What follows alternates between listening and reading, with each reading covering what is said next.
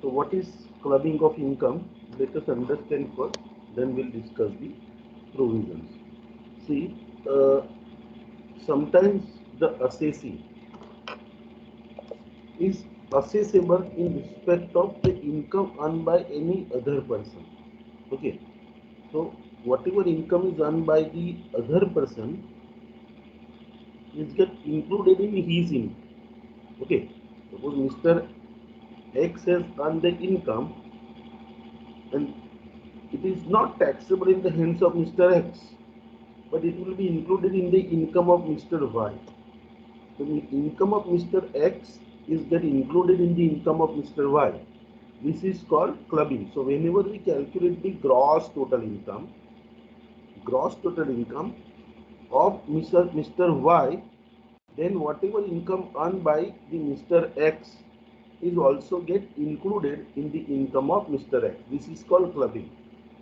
जब आप बोलोगे सर ये क्लबिंग की जरूरत क्या है, किसी और ने इनकम अर्न की है, तो मतलब मिस्टर एक्स ने इनकम अर्न की है, तो why that income is get included in the income of mister Y, what is the reason behind that?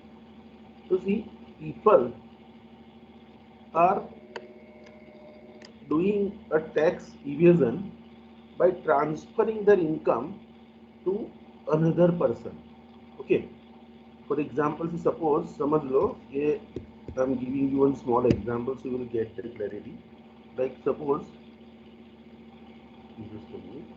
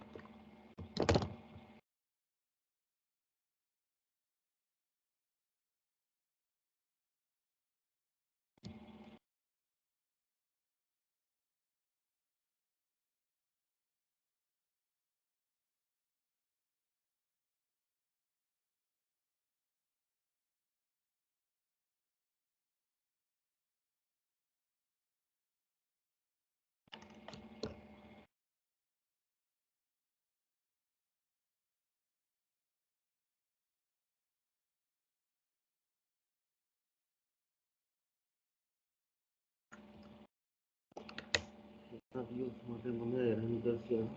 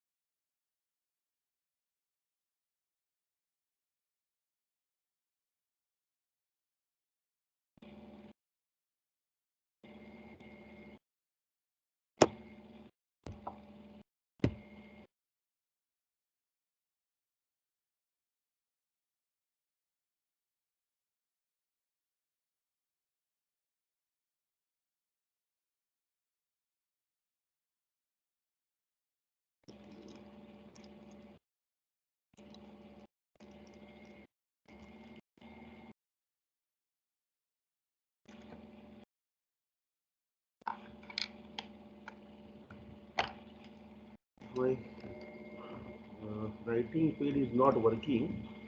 So let us understand. In another way, I cannot write today. But see, Excel या Word में लिख के मैं आपको बताता हूँ।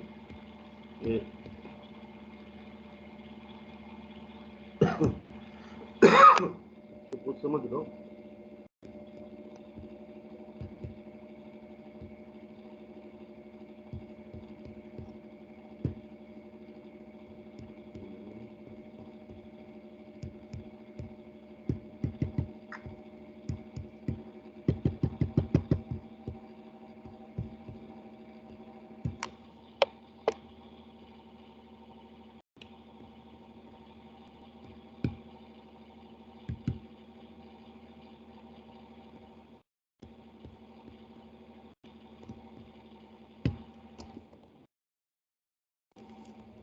समझ लो कि suppose my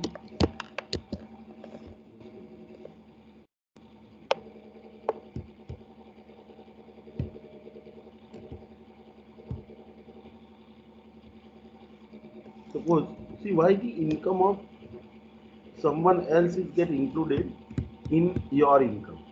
For example, suppose my income is say rupees, my income from salary rupees 2 lakhs. My income from salary is say rupees 2 lakhs. Okay, and I also have one house which is owned by me and which is I have given on a rental basis, and from the that I am earning the rental income of rupees again 2 lakhs. See the screen? Hello. Yes, sir. Yes, sir. ठीक है, तो ये 2 लाख मेरी income दो जगह से आ रही है। ठीक है, I am earning the income from the house property 2 lakh and income from the salary 2 lakh. Okay, so my total income is how much? You can see here my total income is rupees 4 lakh. That you can see my total income is 4 lakh. Now see, you can see it is more than rupees 2 lakh 50,000. Okay, so my total income is more than rupees 2 lakh 50,000. So I need to, suppose if I don't have an investment, or suppose I am not claiming any benefit under section 80 C to 80U, then this is my taxable income. So suppose समझ लो कि कोई दूसरे deductions में नहीं ले रहा हो, तो this 4 lakh will become what? This will be my taxable income. Okay, तो ये मेरी टैक्सेबल इनकम हो जाएगी। ओके, तो this will become my taxable income. तो this 4 lakh will become my taxable income. Now suppose if I want to save the tax on my this income, so what I am doing? See, I am doing, देखो house property में provision ऐसा है कि house property में income is taxable in the hands of a person who is owing this house. ठीक है, मतलब you must be a owner of the house. तो यहाँ पे अभी देखो ma'am, suppose my name is mister x. So suppose Mr. X, and that's why Mr. X will pay the tax on this 4 lakh 2 lakh rupees. Okay, तो Mr. X क्या करता है? Tax बचाने के लिए उसने क्या किया? He has transferred the house. Okay, suppose he has gifted the house to the wife. तो Mr. X ने वाइफ को हाउस गिफ्ट कर दिया. ओके, गिफ्ट में दे दिया, मतलब देखो गिफ्ट में दे दिया. Now who is owner? Now the owner is Mrs x. Okay, x is the owner. Now next year क्या होगा? Suppose my salary income will remain same. Okay, so next year the same thing will happen, that my salary income will remain same. Okay, salary income next year कितनी हो जाएगी?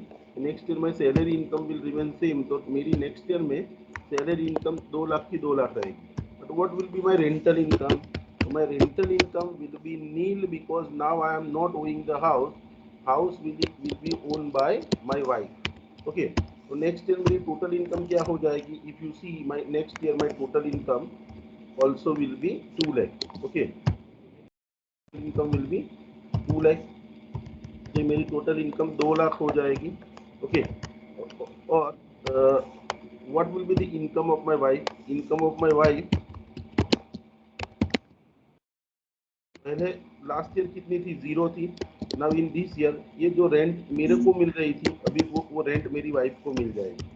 Now you can see my income is also 2 lakh, my wife income is also 2 lakh, दोनों की income 2 lakh हो गई।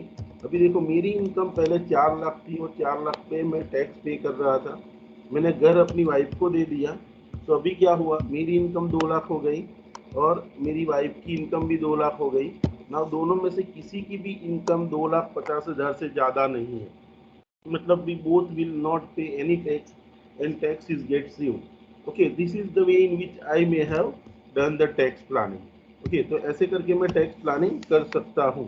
okay, कि suppose मैंने, but this is not a tax planning, this is the misuse of the provisions of the tax।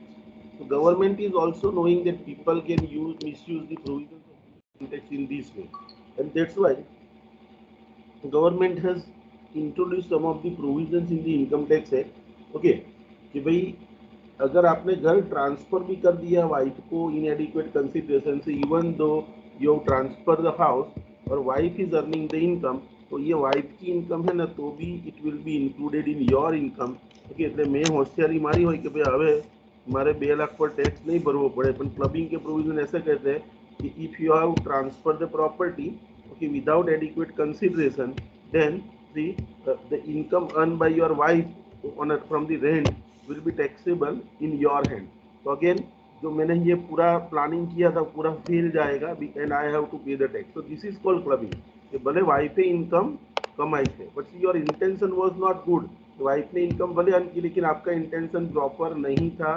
Okay, ये income wife को दिया आपने क्योंकि आपको टैक्स बचाना था और मिसयूज इनकम टैक्स के प्रोविजन का करना था। तो ये ऐसे ऐसे जो करने वाले प्रोविजन थे ना, गवर्नमेंट ने ढूंढ ढूंढ के निकाल के क्लबिंग वाले चैप्टर में डाल दिए कि आपने आपकी इनकम किसी और को ट्रांसफर की, अपने आपकी प्रॉपर्टी किसी को ट्रांसफर की, तो वो इनकम भले वो अर्न कर रहा है बट फिर भी you will be treated as the earner of that income and you are liable to pay the tax. Okay, and that is why the clubbing has come into picture. Okay, clubbing तो के लिए clubbing के पीछे का logic आपको समझ में आया कि लोग क्या करते हैं, टैक्स बचाने के लिए अपनी इनकम अपनी प्रॉपर्टी किसी और को ट्रांसफर कर देते हैं। ओके, इसके पीछे का इंटेंशन टैक्स बचाने का ही, तो लोग ऐसा ना करें या तो फिर उन्होंने ऐसा कर रखा है फिर भी आप उन्होंने भले इनकम अर्न की but that income will be clubbed in your income, that is called clubbing। So understood all of you what is the main reason that why the income earned by someone else is get included in your income। दूसरे किसी ने earn की हुई income आपकी income में क्यों club होगी? Is it understood by all of you? Yes. Yes, sir. Yes, sir. Yes, sir. Okay, so let us discuss कैसे क्लब के कौन कौन से प्रोविजन है जिसके अंतर्गत इनकम क्लब होती है। तो देयर आर सेक्शन 60 से लेके सेक्शन 64 तक। ओके, अलग अलग सेक्शन है, under that section the incomes are get clubbed। okay, this is the material in one page, all the provisions are get covered in short। okay, and these provisions only we will learn। okay, so you can start with the first point, material is in your hand। okay, you can see transfer of income without transfer of asset। suppose if you are doing a transfer of income without transfer of asset, okay, suppose income asset में से generate हो रही है। now you are doing what? suppose if you are transferring the income but you are not transferring the asset। suppose ये अभी घर वाला मैंने आपको एग्जांपल दिया। Okay, suppose I am having a house, house का मैं मालिक हूँ। ओके, और वो घर का रेंट मैं क्या करता हूँ, मेरी वाइफ का बैंक अकाउंट नंबर मेरे बारूवाद को दे देता हूँ, उसको बोलता हूँ कि रेंट तारे मने नहीं आपवानी, my wife will going to receive the rent. Okay, और suppose XYZ person is my friend, he will going to receive the rent, so he is receiving the rent on my behalf। okay, here what is happening, the income is get generated from the asset which is owned by me। I have not transferred any asset to that another person, I have just transferred the income to that person। जो भी income जहाँ से आ रही है उसका bank account number दे दिया और उसको बोला कि ये पैसे आपको इसको दे देना है। Okay, so if that income is not credited in my bank account, so no one will come to know that क्या किया मैंने। लेकिन if the income tax department come to know that आपने ऐसा कुछ किया है, then they are saying the income will be clubbed in the hands of transferor। तो भले मैंने मेरे बारोबार को बोला है कि भाई ये इनकम मेरी वाइफ के अकाउंट में ट्रांसफर करना, फिर भी, और देखो अभी प्रॉपर्टी का मालिक तो मैं ही हूँ, ठीक है, ये मैंने आपको हाउस प्रॉपर्टी का एग्जांपल दिया, ऐसा काफी सारी प्रॉपर्टीज में हो सकता है। Like suppose I am holding the shares of the company, और I am holding the shares of the debentures of the company, और शेयर्स पे जो मुझे डिविडेंड आ रहा है या फिर डिबेंचर पे जो इंटरेस्ट आ रहा है, what I am doing, shares मैंने अपने नाम पे रखे, लेकिन शेयर से जो डिविडेंड आ रहा है, जो इंटरेस्ट आ रहा है डिबेंचर से, उसके लिए बैंक अकाउंट नंबर मैंने अपनी वाइफ का दे दिया, अपने फ्रेंड का दे दिया, और I have instructed to the company from where the dividend is coming that you transfer the interest or dividend to this person. Now here the asset from where the income is get generated, and still you are a owner, आप उसके owner हो, and you have just make an arrangement that this income should get transferred in the name of another person. So even though that income is received by another person, और if there is agreement that वही receive करेगा, तो भी यहाँ पे अगर आपने asset को ट्रांसफर किए बिना, अगर आपने सिर्फ इनकम किसी को ट्रांसफर की असेट से जो इनकम आ रही है, तो in that case though income is received by that another person, but it will be clubbed in your income. तो यहाँ पे एक ही लाइन में लिखा है, it will be clubbed in the hands of transferor. There are two party, transferor जो transfer कर रहा है उसको ट्रांसफरर कहेंगे, ओके, और जो रिसीव कर रहा है उसको ट्रांसफर ही कहेंगे। तो इनकम, सपोज मैंने अपनी इनकम मेरी वाइफ को या मेरे फ्रेंड को ट्रांसफर कर दी, तो बट वो इनकम जहाँ से आ रही है वो असेट अभी मेरे पास ही है, तो भले वो इनकम मेरी वाइफ या मेरा फ्रेंड रिसीव कर रहा है, but still that income will be clubbed in my income. So this is called a clubbing under section 60. So that if you are transferring any income without transferring asset, then the income generated from that asset will be always clubbed in the income of transferor. Okay, और उसको वो income को हम transfer की income नहीं मानेंगे income tax purpose के लिए। Okay, is it clear to everyone? First point, ये first line. Yes, sir. Okay, now the second point, income of the revocable transfer. देखो अभी गवर्नमेंट जैसे जैसे प्रोविजन लाती गई ना, वैसे वैसे लोगों ने रास्ता ढूंढना चालू किया होगा, ऐसा मुझे लग रहा है। गवर्नमेंट ने क्या प्रोविजन लाया कि अगर आप सिर्फ असेट नहीं ट्रांसफर करते लेकिन इनकम ट्रांसफर करते हो, तो भले उसको इनकम मिल रही है, but that income will be clubbed in your income. So government has come, the people have come with the another way, કે લોકોએ બીજો રસ્તો કાઢી નાખ્યો. They have find out the way. Let's see if there is a provision that you transfer the asset and transfer the income both. Okay, then तो देखो पहले point का जुगाड़ मिल गया, आप इनकम भी ट्रांसफर कर दो और असेट भी ट्रांसफर कर दो। તમે કોઈ બીજા માણસને અસેટ ટ્રાન્સફર કરો એટલે બીક તો લાગે કે ભાઈ હવે મને અસેટ પાછી નહીં આપે, તો અત્યારે તો મારો ઇન્ટેન્શન ખાલી ટેક્સ બચાવવાનો છે। तो अगर ये बंदा मुझे इनकम मतलब असेट वापस नहीं देगा, तो आप क्या करते हो, you have not transfer the asset but you have entered into transaction of revocable transfer. तो मैं क्या करता हूँ, रिवोकेबल ट्रांसफर का मतलब ये होता है कि हम transferring the asset to someone, but see I उसको जो असेट ट्रांसफर की और उसके लिए उसके साथ जो मैंने एग्रीमेंट किया असेट ट्रांसफर करते टाइम पे, I have put the close in the agreement that see whenever I want I can get my asset back. કોઈને અસેટ તમે ટ્રાન્સફર પણ કરી દીધી, પણ એમાં ક્લોઝ એવો લખ્યો કે I can revoke this transfer, revoke मतलब उसका कैंसिल कर सकता हूँ कभी भी, and I can get the asset back. ऐसे क्लोज वाली असेट आप ट्रांसफर करते हो। सपोज समझ लो कि भाई कोई कंपनी के डिबेंचर मेरे पास है, मुझे पता है कि भाई इस तारीख को इसका इंटरेस्ट आने वाला है, जेवा डिबेंचर ના ઇન્ટરેસ્ટની ડેટ આવે એના 10 દિવસ પહેલા એ ડિબેન્ચર હું મારા ફ્રેન્ડને ટ્રાન્સફર કરું છું, and in that I put the clause that you are supposed to retransfer, or this transfer will get cancelled at my wish, and see you have to retransfer this asset back to me. Okay, if this kind of revocable transfer मतलब transfer तो તમે કરી દો છો, તો અહીંયા તમારી asset પણ ટ્રાન્સફર થશે, અસેટ પર આવવાવાળી ઇન્કમ પણ ટ્રાન્સફર થશે, બટ ટ્રાન્સફર का नेचर आपने कैसा रखा, रिवोकेबल, मतलब ये whenever you want you get back that। Okay, transfer cancel करके वापस ले सकते हो, ऐसा क्लोज आपने रखा है। ऐसा रिवोकेबल ट्रांसफर भी अगर आपने किया है, असेट ट्रांसफर की है लेकिन ट्रांसफर करते टाइम पे क्लोज रिवोकेशन का डाला है, then if the transfer's nature is revocable even though the income is earned by that person, वही उसका ओनर है लेकिन ट्रांसफर का नेचर रिवोकेबल है, तो वो इनकम भले उसने अर्न की है but that income will be clubbed in the income of transferer. So this is the point तो देखो income from the revocable transfer of the asset, अगर कोई असेट से इनकम जनरेट हो रही है and in that case if you are doing the revocable transfer, देखो यहाँ रिवोकेबल ट्रांसफर का मीनिंग बोला दिखाया गया है कि what is revocable transfer. So it contains any provision of a retransfer of asset or income to the transferor during the lifetime of the beneficiary or transferee. मतलब जिसको भी ट्रांसफर किया वो ट्रांसफरी है, आप ट्रांसफरर हो. तो आपने क्लोज ऐसा डाला है कि भाई तू जब तक जिंदा है तब, या तो फिर आपका बेनिफिशियरी जो असेट का जो जिंदा है उससे मैं जब चाहूँ तब ये असेट वापस मांग सकता हूँ, असेट या तो फिर उसमें जो आने वाली इनकम है वो मैं वापस मांग सकता हूँ. ऐसा क्लोज आपने एग्रीमेंट में डाल दिया. So see, in that case, agar these kind of clause are there, then whatever income is generated from that asset, even though it is earned by him, received by him, but transfer nature was a revocable, though that income will be clubbed in the income of transferor and not it will be treated as the income of transferee. Okay, it gives a right to the transferor to resume the power over the asset और income during the life term of the beneficiary, मतलब उसको transfer को right देता है कि जब भी चाहे तब वो उसका जो असेट पे पावर है, वो इनकम पे जो उसका हक है वो वापस ले सकता है. ऐसा क्लोज आपने एग्रीमेंट में डाला है. That agreement is known as a revocable transfer.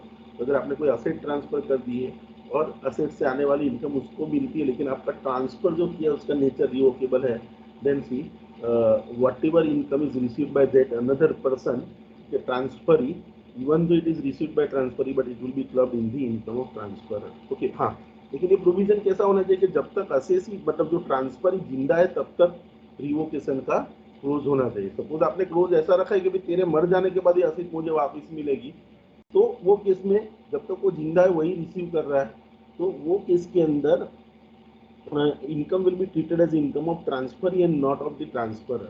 लेकिन वो जब तक जिंदा है तब तक वापस मांगने का क्लोज आपने डाला है, तो it is called revocable transfer. But suppose आपने बोला कि after your death that asset and income will be again transfer to me, if this kind of clause is there, then that is not treated as a revocable transfer. In that case clubbing will not take place.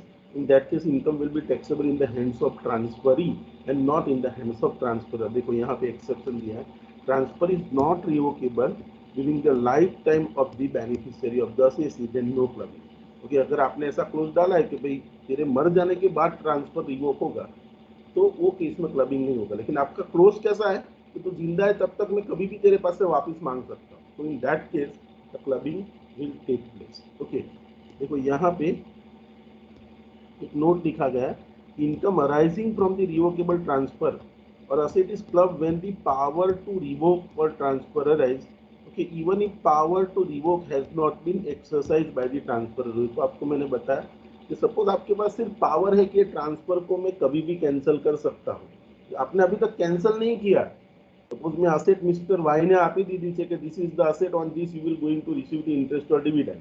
Okay, now in that there is a clause that I can revoke this transfer at any time during your lifetime, yet I have not revoked that transfer and interest is received. Transfer का nature revocable, even though I have not exercised my right to revoke, but so whatever interest is received by that another person will be clubbed in my income. So to get the clubbing, it is not necessary that transfer should get revoked. Only if the nature of the transfer is a revocable, that income which is earned by the transfer will get clubbed in the income of transferor. Okay, but transfer को revocable कब कहेंगे? When there is a power to the transferor to resume the power over the asset. Okay, sorry, or right over the asset during the lifetime of the transferee. Then and then transferee के date के बाद revocation का clause है, it is not treated as a revocable transfer और clubbing नहीं होगा. Understood all of you this point second? Yes, sir. So this is the point. Okay, now the third point, clubbing of income to the spouse. देखो spouse मतलब आप husband है तो wife और wife है तो husband, ये दोनों के बीच में कुछ ट्रांजेक्शन हुए हैं तो वो केस में क्लबिंग होता है. देखो एक पॉइंट ऐसा है कि remuneration to the spouse. Okay, हमने पीजीबीपी में भी पढ़ा कि आप आज सम में भी मैंने कल कराया था कि आप एक्सेस रेम्यूनरेशन देते हो स्पाउस को तो वहाँ डिसअलाउ होता है, वो तो सेकेंडरी चीज़ है. लेकिन देखो ये क्लोज समझने वाला है कि देखो remuneration from to the spouse from the concern in which other spouse has a substantial income. Okay, has a substantial income, then club in the income of the spouse who has a income नहीं होना चाहिए, substantial interest, it will be clubbed who has a substantial interest. Okay, suppose both husband and wife has a SI का मतलब substantial interest, both gets the remuneration without qualification from the same, the then club in the total income of husband or wife whose income is higher. देखो यहाँ ये point क्या कहना चाहता है कि suppose there is a concern, concern मतलब कोई भी एंटिटी है, whether it is a sole proprietorship, company, firm, AOP, BOI, HPF, कोई भी टाइप की entity. Now in that particular entity, समझ लो एक पार्टनरशिप फर्म है या तो फिर कंपनी है। Now in this I am holding more than 20% shares in the company. तो मेरा क्या कहा जाएगा कि भाई I am having a substantial interest in the company, company में मेरा सब्सटेंशियल इंटरेस्ट है क्योंकि मेरे पास कंपनी के 20% से ज़्यादा शेयर्स है। अभी वही कंपनी से मैं अपनी वाइफ को सैलरी दे रहा हूँ। ओके, तो देखो इन दिस के सपोज मेरी वाइफ को साल में 6 लाख रुपया सैलरी दिया, तो suppose if my wife is receiving the salary even though it is earn by her, received by her, but she has received without qualification, वो उतनी एजुकेटेड नहीं है जो पोजीशन पे काम कर रही है, और उसने उसको दिया गया है क्वालिफिकेशन के बिना। ओके, सपोज दिया है तो भले वो इनकम मेरी वाइफ ने रिसीव की है but it will get clubbed in my income. Okay, देख कोई कंसर्न माथी जो सपोज यहाँ पे क्या लिखा है, किसी remuneration to the spouse from a concern in which other spouse has a substantial interest। ये वर्ड गलत लिखा है यहाँ पे, इंटरेस्ट होना चाहिए कि अगर दोनों में से एक जन का सब्सटेंशियल इंटरेस्ट है, मतलब 20% से ज्यादा होल्डिंग दो में से, हस्बैंड और वाइफ में से किसी का है। सपोज समझ लो ये केस में हस्बैंड का, सपोज मेरा कॉन्ट्रीब्यूशन, मेरा होल्डिंग है, मतलब वो कंपनी में मेरे 20% से ज्यादा शेयर्स है। Now see club in the income वो हैज अ सब्सटेंशियल इंटरेस्ट, मतलब वो इनकम हस्बैंड की वाइफ की इंटरेस्ट में क्लब होगी, लेकिन कब, देखो when the remuneration is given without qualification. देखो विदाउट क्वालिफिकेशन दिया है, तो अगर क्वालिफिकेशन है, वो सपोज सीए और उसको वो अकाउंटेंट के फॉर्म में मेरे यहाँ काम कर रही है, तो वो क्लब नहीं होगा। But without qualification if the remuneration is given to the wife from the concern in which husband is having a substantial interest, then it will be clubbed in the income of the husband. अभी एक point ऐसा भी आता है, suppose दोनों का substantial interest है, suppose एक कंपनी है, वो कंपनी के अंदर 20% शेयर मेरा भी है और मेरी वाइफ का भी 20% शेयर है, दोनों का एक जितना ही इंटरेस्ट, मतलब both are having a substantial interest. Now in this case suppose a wife and husband both are working in the particular company and the remuneration they are receiving, या तो फिर दोनों में से कोई एक जन काम कर रहे हैं और they are receiving the remuneration.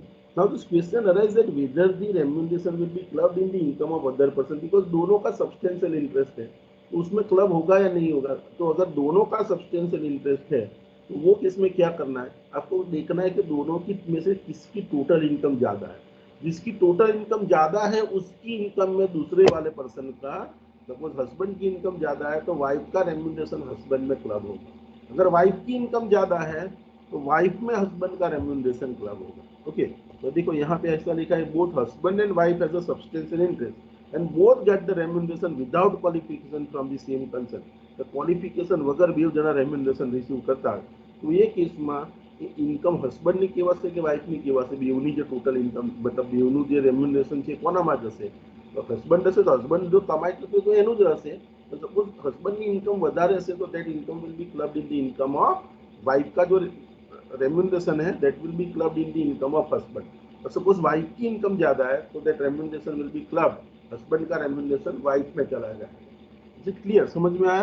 Hello, Yes, sir. Okay, लेकिन देखो यहाँ पे एक पॉइंट ऐसा ही भी है कि no clubbing the remuneration is received by the spouse due to his or her qualification.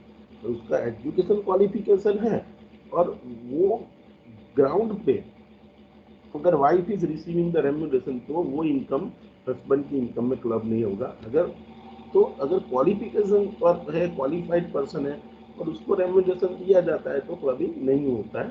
लेकिन अगर without qualification you are giving the remuneration to the spouse, okay, generally ऐसा होता है कि कोई भी बंदा धंधा करता है तो वाइफ को रेम्युनरेशन लगा देते कि भाई 2.5 लाख तो वाइफ ने ટેક્સેબલ नहीं થાય, 2.5 લાખ રૂપિયા રેમ્યુનરેશન એના નામની એન્ટ્રી પાડી.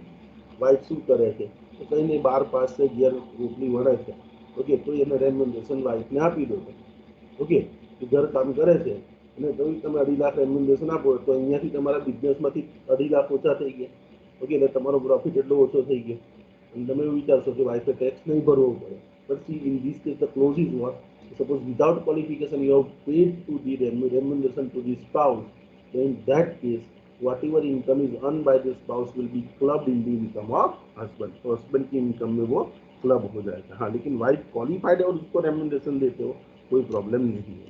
ओके, देखो सब्सटेंशियल इंटरेस्ट यहाँ जो लिखा है, सब्सटेंशियल इंटरेस्ट किसको कहोगे तो 20% से ज़्यादा अगर होल्डिंग है, 20% या उससे ज़्यादा. देखो substantial interest means individual along with his relatives, beneficiary hold 20% or more equity shares at any time during the previous year.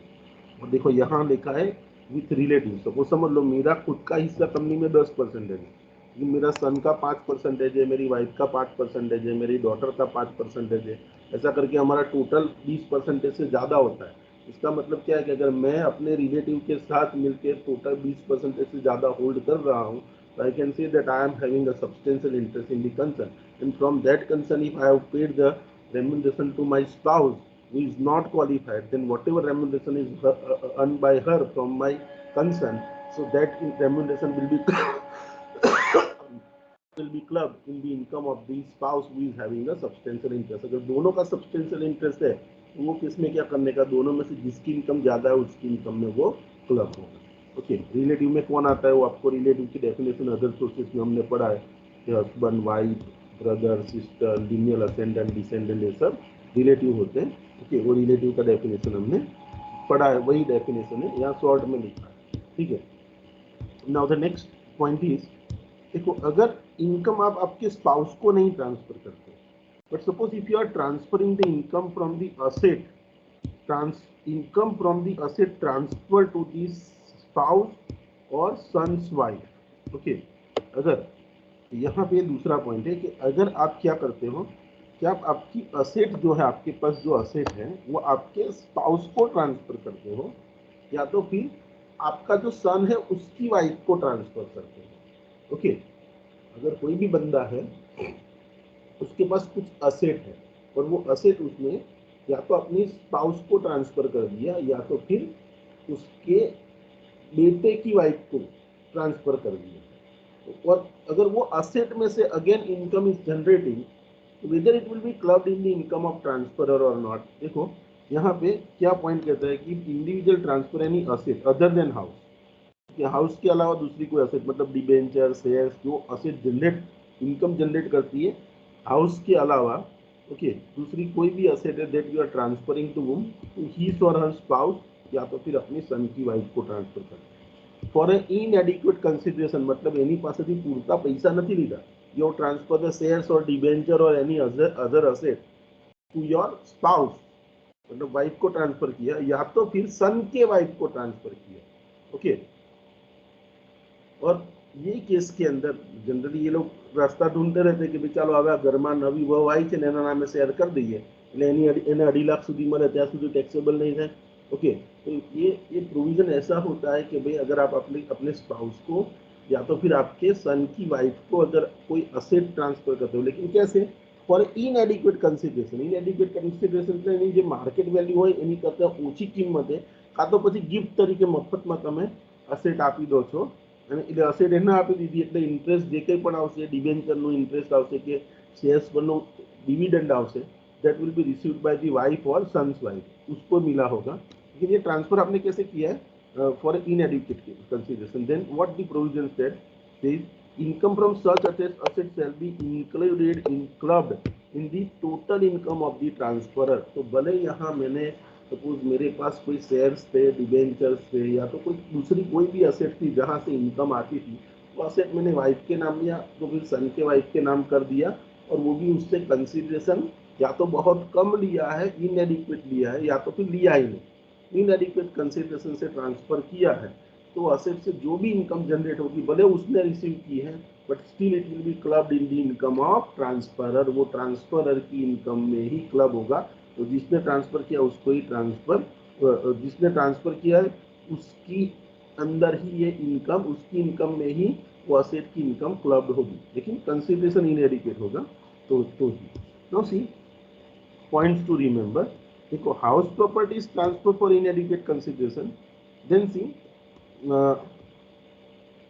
देखो हाउस प्रॉपर्टी में प्रोविजन है, ये क्लबिंग का प्रोविजन नहीं है, इसीलिए कि सपोज અહીંયા લખી છે ને અધર દેન હાઉસ, કે હાઉસ સિવાયનું, તો હાઉસના કેસમાં એવું છે કે ઇન્કમ ફ્રોમ હાઉસ પ્રોપર્ટીની અંદર એક પ્રોવિઝન છે સેક્શન 27માં, કે સપોઝ તમે કોઈ અસેટના, કોઈ ઘરના ઓનર છો, suppose if you are honour of any house and if you transfer that house for an inadequate consideration to some another person, then even though you have transferred that house to that another person for inadequate consideration, but still you will be treated as a deemed owner. आपको owner माना जाएगा, ભલે તમે બીજાના નામે કરી દીધું, પણ એની પાસેથી પૂરતું કન્સિડરેશન નથી લીધું ને, तो जो ट्रांसफर करता है वही उसको ही ओनर माना जाएगा। भले वो दूसरे वाला बंदा इनकम रिसीव कर रहा है, लेकिन आप ही ओनर हो तो इनकम ऑटोमेटिकली क्लब आप में हो जाती है। इसीलिए वो प्रोविजन हाउस प्रॉपर्टी में है ऑटोमेटिक क्लबिंग कराने के लिए, इसीलिए यहाँ पे अदर देन हाउस लिखा है, क्योंकि हाउस प्रॉपर्टी के केस में ऑटोमेटिक क्लबिंग हो ही जाता है। ओके, तो दस नो क्लबिंग यहाँ पे लिखा है कि transfer for inadequate consideration under section 27 it is treated as deemed clubbing. जो बायर है, जो जिसको आप देते हो ट्रांसफर ही है, उसका नाम भले असेट में चढ़ गया लेकिन कंसिडरेशन पूरा नहीं लिया, तो income will be treated as your income. Okay, sorry, you will be treated as owner. Okay, तो देखो, capital gain on transfer of the house property club in the hands of transferor. Suppose समझ लो, अगर आपने house property transfer की किसी को, okay, मतलब किसको, टू दी स्पाउस और to the son's wife, okay, और फिर उसने वो प्रॉपर्टी, मतलब आपने उसको इनएडिक्वेट कंसिडरेशन से दिया है, एंड देन वो थर्ड पार्टी को बेच रहा है और कैपिटल गेन हुआ। तो समझी लो, मैं घर 5 लाख रुपया में लीधું હતું, मैं મફતમાં મારી વાઈફને કે મારી છોકરાની વાઈફને મફતમાં કા પછી ઇનએડિક્વેટ કન્સિડરેશન 2 लाख રૂપિયામાં એને આપી દીધું, इट इज कॉल्ड इनएडिक्वेट कंसिडरेशन। अभी उसने वो घर बेचा 10 लाख रुपए, अभी मैंने कितने में खरीदा था, 5 लाख में, उसने बेचा 10 लाख में, तो 5 लाख का जो गेन हुआ ना, अभी ओनर कौन है, देखो कल आपको मैंने वो भी पढ़ाया था कैपिटल गेन में, जो ओनर है assessee must be owner of the asset, लेकिन यहाँ ओनर भले वो दिख रही है, लेकिन वो capital gain will not be get clubbed in the income of, sorry, it will not be treated as income of that wife और son wife, it will be treated as the income of the transferor and it will be clubbed in the hands of transferor। Okay, देखो, हाँ, अगर आपने ऐसा कोई transfer किया है, okay, जो वाइफ को या सन वाइफ को, इन कब किया है, बिफोर मैरिज या तो फिर after the divorce. Okay, divorce के बाद या तो फिर मैरिज से पहले ट्रांसफर किया है, वो केस में वो असेट वो वाइफ की ही रहेगी या सन के वाइफ की ही रहेगी। ओके, और इनकम भी उसके नाम पे ही टैक्सेबल होगी। लेकिन जिस दिन आप ट्रांसफर कर रहे हो वो या तो आपकी वाइफ है या तो फिर आपके सन की वाइफ है। Wife should be there, girlfriend, fiancee, वो सब नहीं होना चाहिए, या तो फिर वो नहीं होना चाहिए कि डाइवोर्स हो गया, एक्स नहीं होनी चाहिए, ठीक है, कि एक्स वाइफ नहीं होनी चाहिए। क्या होना चाहिए, you should be a wife only, या तो फिर सन वाइफ होनी चाहिए, तो ही क्लब होगा। अगर आपने मैरिज से पहले ट्रांसफर कर दिया, फियांसी को नाम पे घर कर दिया, फियांसी को इनकम जनरेट हो रही है तो वो उसकी कही जाएगी, आपकी नहीं। लेकिन वो वाइफ बनी उसके बाद आपने घर उसको दिया इनएडिक्वेट कंसिडरेशन, तो वो इनकम आप में क्लब है। या फिर डाइवोर्स हो गया, डाइवोर्स के टाइम पे आपने ऐसे alimony you have given the house to the wife और she is earning the income, तो उसकी कही जाएगी। मतलब आफ्टर डाइवोर्स और before marriage suppose if asset is transfer, then there is no clubbing. Understood? तो see transfer is for the agreement to live part, मतलब अगर एडिक्वेट कंसिडरेशन दिया है, सपोज 10 लाख નું ઘર છે અને 10 લાખ જ આપ્યા છે, तो वो वैलिड ट्रांसफर है, वो केस में क्लबिंग नहीं होगा। अगर इनएडिक्वेट कंसिडरेशन है तो ही क्लबिंग होगा। अगर गिफ्ट में दिया है, फ्री में दिया है, या तो फिर आपने उससे बहुत कम कंसिडरेशन दिया है, तो वो केस में क्लबिंग होगा। लेकिन पूरा सपोज 10 लाख की मार्केट वैल्यू है घर की और मैंने उसको 10 लाख में बेचा, या तो फिर कोई भी प्रॉपर्टी उसको मार्केट वैल्यू से बेची वाइफ को या सन की वाइफ को, इन that case it is treated as agreement to live part and no clubbing will be take place। okay, तो यहाँ क्लबिंग कब होता है, only if there is a consideration is inadequate। तो कंसिडरेशन इनएडिक्वेट होता है तो ही क्लबिंग होता है. Okay, now see, if property is acquired by the wife out of the pin money, no clubbing. Suppose समझ लो मैं अपनी वाइफ को उसके घर खर्चे के लिए हर महीने 10,000 लेता हूँ, तो 10,000 में से 5,000 खर्च करती है, 5,000 अपने पास संभाल के रखती है, सेविंग करती है. और उसने ऐसा 10 साल तक किया और वो इकट्ठा किए हुए पैसे से उसने घर लिया.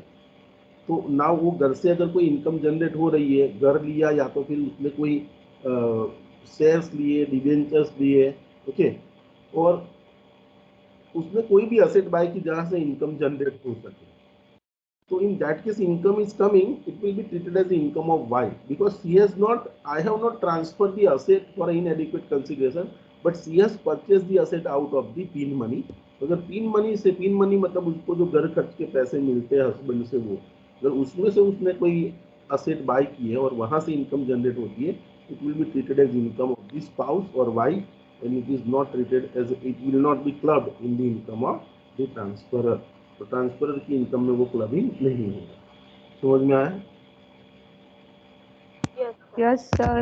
Okay, now the next point is this one, income of the from the asset transferred to any other person for the benefit of spouse or son's wife. अब अगर देखो यहाँ पे क्या बोला गया, अगर आप सन की वाइफ को या वाइफ को असेट ट्रांसफर करोगे for inadequate consideration, then income will be clubbed in your income. Okay, यहाँ पे क्या बोला गया है कि सपोज आपने आपकी असेट सन की वाइफ को या वाइफ को नहीं ट्रांसफर किए, but you have transfer this asset to the third party, कोई एक्स वाई जेड आपके फ्रेंड को या किसी को भी ट्रांसफर कर दिया, और फिर आपने उसके अंदर क्लोज डाला कि ये असेट से जो भी इनकम आएगी, that income you have transfer to my wife और टू माय सन्स वाइफ. अगर आपने कोई असेट किसी को ट्रांसफर की है, ओके, और उसके अंदर आपने क्लोज लिखा है कि भाई ये इनकम यहाँ से जो भी, सपोज मेरे पास कोई कंपनी के रिलायंस के शेयर्स पड़े हैं, ओके, और ये मैं फ्रेंड अपने फ्रेंड को ट्रांसफर कर देता और उसको बोला कि अनामती जे डिविडेंड आवे, या तो फिर ये शेयर्स जब तू बेचे उस पर कोई कैपिटल गेन हो रहा है, तो that you are suppose to transfer to my wife और to my son's wife. In this case, if this kind of agreement I have entered with that third party, any person, क्या लिखा है, when you transfer the asset to any person for the benefit of the wife or son's wife, तो वो income मेरी वाइफ को या मेरे सन की वाइफ को मिल रही है, फिर भी that income will not be treated as income of my wife or son wife, but it will be clubbed in the income of the transferor. देखो, clubbed in the income of transferor up to the benefit acquiring to the spouse or son wife. मतलब जितना भी benefit wife को और सन की wife को मिला है, उतना पूरा benefit it will be treated as a income of the transferor. वो ट्रांसफरर की मतलब मैंने मेरे फ्रेंड को दिया है और उसको बोला है कि आमाथी जे डिविडेंड आवे એ તું મારી વાઈફને આપી દેજે. હવે મારી વાઈફને સપોઝ 50,000 ડિવિડન્ડ મળ્યું, ને 50,000 મારી વાઈફની ઇન્કમ નહીં કહેવાય, it will be clubbed in my income, so it will get clubbed in my income. So this is called clubbing under section 64 subsection 1 clause 5 and 7, sorry 6, 7 and 8. Okay, now the next point, clubbing of income of a minor child. okay, देखो minor child जो होता है, मतलब अगर आपका बच्चा है और उसने 18 ईयर्स की एज कंप्लीट नहीं की है, तो हम उसको माइनर कहते हैं. That you have learn in your third year BCom mercantile law के पेपर में, कॉन्ट्रैक्ट एक्ट में आपने पढ़ा है कि माइनर किसको कहते हैं, कि वो has not completed the age of 18 year, the minor. Okay, now अगर कोई माइनर बच्चा है, अगर माइनर को इनकम अर्न हो रही है, देखो माइनर का कोई कभी पैन कार्ड नहीं होता, you can get your PAN card only after you attain the majority. okay, तो पैन कार्ड उसको तभी मिलता है तब तक इनकम टैक्स डिपार्टमेंट को पता ही नहीं चलेगा माइनर क्या कमा रहा है, क्योंकि उसके पास पैन कार्ड ही नहीं है. तो माइनर की कोई भी इनकम होती है तो प्रोविजन सेज दैट कि minors income will be clubbed in the income of his parent. उसके पेरेंट की इनकम में ऐड कर हो जाए. पेरेंट में दो लोग आते हैं, मदर भी आती है और फादर भी आता है, तो दोनों में से किसकी इनकम में माइनर की इनकम ऐड होगी, क्योंकि दोनों में से ये माइनर की इनकम ऐड करने से पहले जिसकी इनकम ज़्यादा है उसमें, सपोज मेरी इनकम 2 लाख है, मेरे वाइफ की इनकम 5 लाख है, मेरे माइनर चाइल्ड ने कुछ अर्न किया, तो that income will be clubbed in the income of my wife because her income is higher. Okay, so income of a minor child will be included or clubbed in the income of the parent whose income is higher before clubbing this income, मतलब minor की income add करने से पहले जिसकी income ज़्यादा है उसकी income में वो इनकम ऐड हो जाए। ठीक है, अभी एक चीज़ याद रखें कि माइनर की कौन सी इनकम ऐड होती है अपने पेरेंट्स में। अगर देखो माइनर बच्चा है और it is earning the income by using his skill, कि अगर उसके पास कोई अच्छी स्किल है, suppose he can dance well और he can painting do the painting well, or suppose he is having a knowledge of stock market and trading well and earning the income, so वो अपनी skill का use करके, तो share बाजार वाला यहाँ नहीं आएगा, सॉरी, उसके पास कोई स्किल है, ओके, उसके पास कोई स्किल है और वो स्किल का यूज करके माइनर बच्चा अर्न कर रहा है, तो वो income, suppose my son is working in the TV serial और उसको महीने की 10 लाख इनकम हो रही है, और suppose my income is 1 lakh and my wife income is 3 lakh, so logically that income should get clubbed in the income of my wife. लेकिन क्या वो क्लब होगी? तो आंसर इज नो. માઇનરની જે પોતાની મહેનત કરીને માઇનર કમાય છે ને એ ઇન્કમ ક્યારેય એના પેરેન્ટ્સની ઇન્કમમાં ક્લબ નહીં થાય, એના પર ટેક્સ પણ નહીં આવે. It will not get clubbed and it will not be taxable. It will be clubbed when the income is generated out of the other sources than his skill. Other sources means what? Suppose સમજ લો કે મારી પાસે 50 લાખ રૂપિયા પડ્યા છે, હવે 50 લાખ પર suppose હું મારા ખાતામાં મારા નામે એફડી કરું तो the इंटरेस्ट આવશે, तो it will be taxable in my hand. तो मैं क्या सोचता हूँ कि ये 50 लाख की एफडी मेरे बच्चे के नाम पे कर देता हूँ, बच्चे के नाम पे एफडी की, अभी वो इंटरेस्ट उसको मिल रहा है, ठीक है, तो टैक्सेबल नहीं होगा, ऐसा मैंने सोचा होगा. तो यहाँ देखो उसने कोई स्किल नहीं यूज की, automatically income is generating from the FD. या तो फिर मेरे पास कोई घर है, बच्चे के नाम पे कर दिया, वहां से रेंट आ रही है, वो बच्चा ओनर है. तो ऐसी जो इनकम है जो ऑटोमेटिक जनरेट होती है असेट में से या पैसे में से, वो इनकम पेरेंट की इनकम में क्लब होती है. और अगर माइनर अपनी स्किल से कोई इनकम अर्न करता है तो वो क्लब नहीं होती. ठीक है, तो let us discuss the point related to minor. All the income of minor child, okay, clubbed in hands of the either of the parent whose total income excluding the minor income is greater. मतलब माँ बाप दोनों में से जिसकी income ही minor की income add करने से पहले ज्यादा होगी उसकी इनकम में माइनर की इनकम ऐड होगी. यहाँ लिखा है ऑल द इनकम, फिर वो एक्सेप्शन है जो आपको मैंने बताया. देखो अगर देखो पेरेंट्स का डाइवोर्स हो गया है तो किसकी इनकम में ऐड होगा?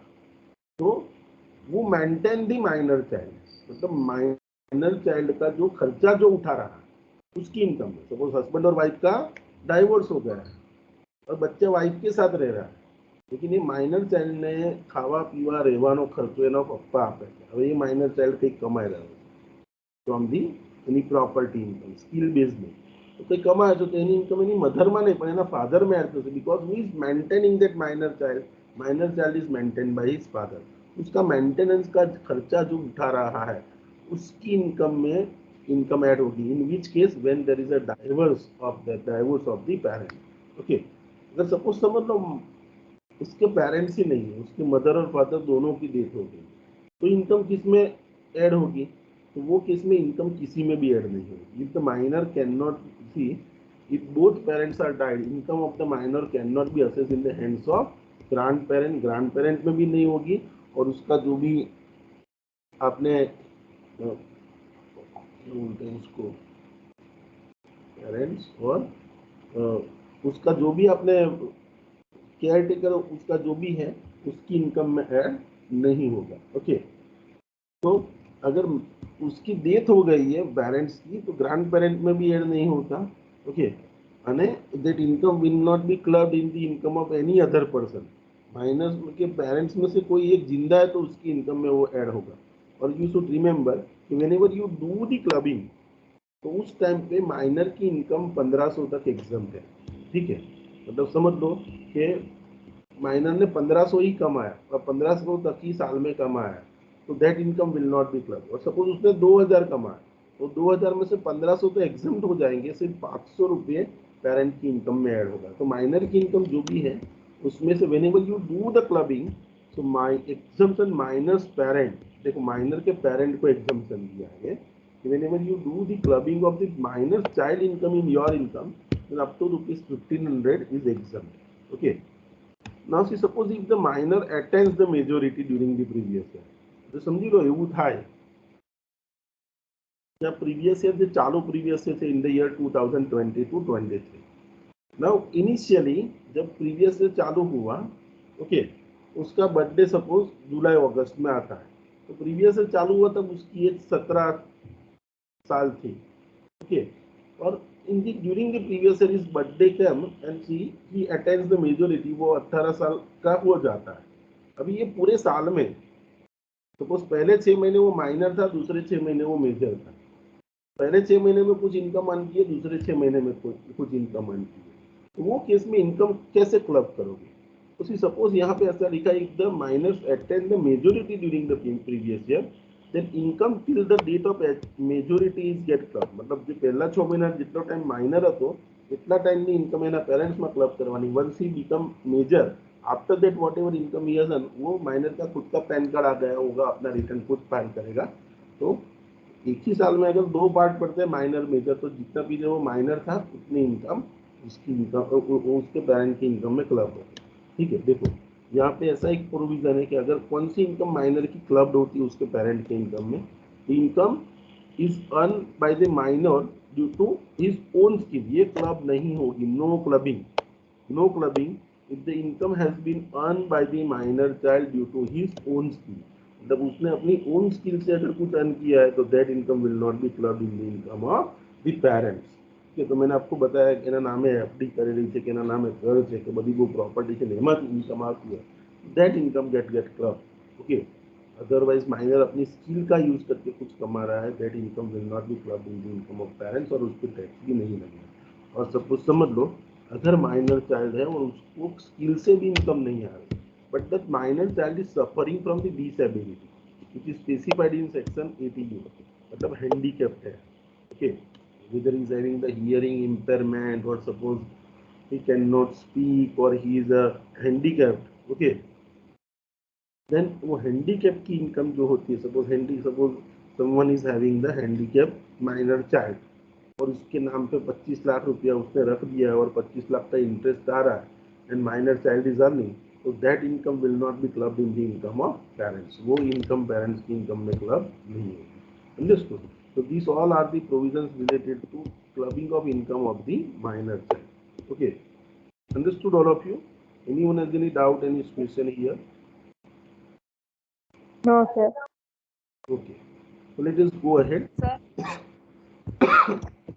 देखो, the last point is income from the self-acquired property converted to the actual property for inadequate consideration। मतलब समझ लो आपके पास आपकी कोई सेल्फ एक्वायर्ड प्रॉपर्टी है, सेल्फ एक्वायर्ड એટલે તમે મહેનત કરીને કોઈ property, house property, shares, debenture, gold, ऐसी कोई भी प्रॉपर्टी आपने आपके नाम पे रखी है, ठीक है। अभी आप क्या करते हो, एक आपका एचयूएफ क्रिएट करते हो, या तो फिर आपका ऑलरेडी एक एचयूएफ है, हिंदू अनडिवाइडेड फैमिली, ठीक है। तो एचयूएफ का आप पैन लेते हो, एचयूएफ का एक रजिस्ट्रेशन कराते हो और आपके पास जो भी प्रॉपर्टी है ना वो एचयूएफ के नाम पे कर देते हो। मतलब what you are doing, your self generated property, मतलब जो आपने आपकी इनकम में से कमाई हुई प्रॉपर्टी है वो प्रॉपर्टी अभी आप एचयूएफ के नाम पे कर देते हो। तो वो, और वो भी कैसे, फॉर इनएडिक्वेट कंसिडरेशन। अभी आप और आपका एचयूएफ दोनों अलग पर्सन है। सपोज आपके पास कोई प्रॉपर्टी हो, आपके एचयूएफ को ट्रांसफर करते हो and you are not charging adequate consideration, मतलब मार्केट वैल्यू से भी कम प्राइस में उसको ट्रांसफर कर देते हो, या तो फिर फ्री ऑफ कॉस्ट आप ट्रांसफर कर देते हो, दैट इज कॉल्ड इनएडिक्वेट कंसिडरेशन। तो आपने आपकी खुद की प्रॉपर्टी, एक आपका एचयूएफ है, उसको ट्रांसफर कर दिया, तो वो केस में क्या होगा, income derive by the HUF from such property. अगर एचयूएफ को ऐसी कोई, अगर समझ लो कि मेरे नाम पे कुछ शेयर्स थे, ओके, सपोज मेरे नाम पे हेमंत वालन के नाम पे कुछ शेयर्स है, अभी मैं एक एचयूएफ क्रिएट करता हूँ हेमंत वालन एंड कंपनी करके एचयूएफ, ओके, एक एचयूएफ मैंने क्रिएट किया, उसके अंदर मैं, मेरा बेटा, मेरी वाइफ, मेरी बेटी, ये सब मेंबर्स हैं एचयूएफ। अभी मैं क्या करता हूँ, मेरे पास जो शेयर्स थे वो मैंने एचयूएफ के नाम पे ट्रांसफर किया। अभी एचयूएफ નો पैन नंबर अलग છે, एचयूएफ इनकम ટેક્સની નજરમાં એક अलग एंटिटी છે। Now the interest is received by the HUF. अगर मेरी जगह भी इंटरेस्ट किसको मिला, एचयूएफ को, बट देखो असेट मैंने ट्रांसफर एचयूएफ को इनएडिक्वेट कंसिडरेशन से की थी, अभी यहाँ से कोई इंटरेस्ट मिला या तो कोई डिविडेंड मिला, किसको मिला? एचयूएफ को। फिर भी अगर आपने आपकी सेल्फ जनरेटेड असेट अपने एचयूएफ के नाम पे की है, तो in that case for inadequate consideration transfer किए, तो in that case whatever income is received by the HUF will be clubbed in the income of transferor की income में club होगा। ओके, और देखो सपोज पार्टीशन होता है, अगर HUF का पार्टीशन, सपोज HUF आपने देखा, HUF का पार्ट कर देते हो भाई, पार्टीशन HUF बंद करिए था, तो दरेक इंडिविजुअल ने पार्ट મળશે, तो शेयर ऑफ द इंडिविजुअल, उसका स्पाउस, उसका child, club in the hands of transfer. अगर आपने पार्टीशन कर दिया, सपोज समझ लो कि मेरे पास 1 करोड़ रुपए के शेयर्स हैं, मैंने अपने एक एचयूएफ मेरा क्रिएट किया और उसके नाम पे ट्रांसफर कर दिया। अभी प्रोविजन ऐसा आया कि भाई ये इनकम एचयूएफ की है, फिर भी it will be clubbed in the income of my income, तो मैंने सोचा कि एचयूएफ का पार्टीशन कर देते हैं तो सब में इनकम डिवाइड हो जाएगी। तो 1 करोड़ पर सपोज 10 लाख रुपया व्याज आयो હોય, એમાંથી સપોઝ એચયુએફ નું પાર્ટીશન થાય તો એચયુએફ ની ઇન્કમ જેટલા બી મેમ્બર છે એમાં ડિવાઈડ થાય, તો મને 2 લાખ મળે, અમારા છોકરાને 2 લાખ મળે, અમારી છોકરીને 2 લાખ મળે, અમારી વાઈફને 2 લાખ મળે, બધાને એચયુએફ માંથી આટલા આટલા મળે। तो इन दैट केस આ બધાનો જેટલો હિસ્સો છે ને that will be clubbed in my income. तो ट्रांसफर जिसने भी असेट की है उसके नाम पे ही वो क्लब होगा। अगर आप एचयूएफ क्रिएट करते हो और एचयूएफ ने रिसीव किया तो भी आपकी इनकम ऑफ एचयूएफ क्रिएट करने के बाद आपको पता चला कि हजू मारा नाम टेक्सेबल થવાની, let's do the partition of એચયુએફ, તો બધા વચ્ચે ડિવાઈડ થઈ જાય, મારા ટેક્સ ના બરોબર। તો પણ તમે એચયુએફ નું પાર્ટીશન કરશો તો પણ that income will be clubbed in your income. ठीक है, तो your individual share, your spouse share, your minor child will be clubbed in the hands of transferor. Now see some important points are mention here. देखो, important point refer to the clubbing, no clubbing on accretion of income। क्योंकि income और income होता है तो that is no clubbing, वो clubbing नहीं होगा। Suppose समझ लो कि मैंने मेरी वाइफ के नाम पे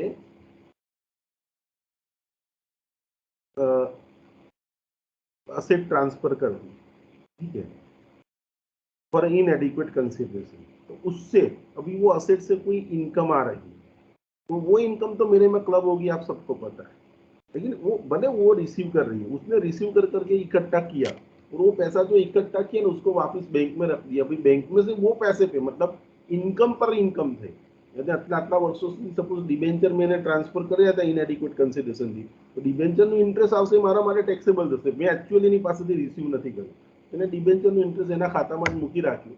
હવે એ ડિબેન્ચરનું ઇન્ટરેસ્ટ હતું ને, ઇન્ટરેસ્ટ પર ઇન્ટરેસ્ટ આવ્યો, ઓકે, તો accretion on income, so see that income will be taxable in her hand, it will not get clubbed।